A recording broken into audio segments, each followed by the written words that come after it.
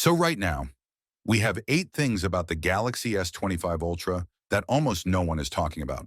So first up, we have satellite connectivity. The Galaxy S25 Ultra supports satellite connectivity, allowing users to send and receive messages even without cellular signal.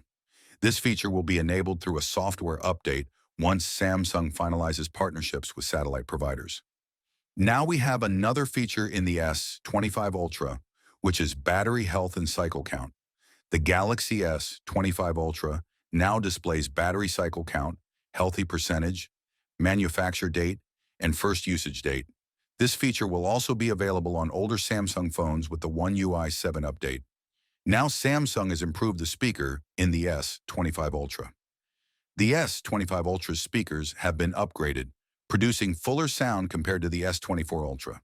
The wider speaker cutout hints at hardware changes. Now let's talk about the Android update. The Galaxy S25 Ultra features seamless Android updates, allowing users to continue using their phone while updates install in the background. Now we have 16 gigabytes RAM variant.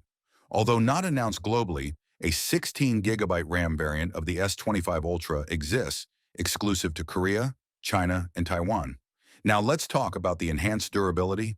The S25 Ultra features Gorilla Glass Armor 2, which is 29% stronger than the previous version and can survive drops from 2.2 meters onto concrete-like surfaces. Now we have 8K video recording. The ultra-wide camera on the S25 Ultra can now record 8K video, joining 2 other cameras with this capability. Now let's talk about the Snapdragon 8 Gen 4 performance. The S25 Ultra's Snapdragon 8 Gen 4 processor provides significant performance improvements, noticeable especially for power users. So if you like my video, give a thumbs up and subscribe.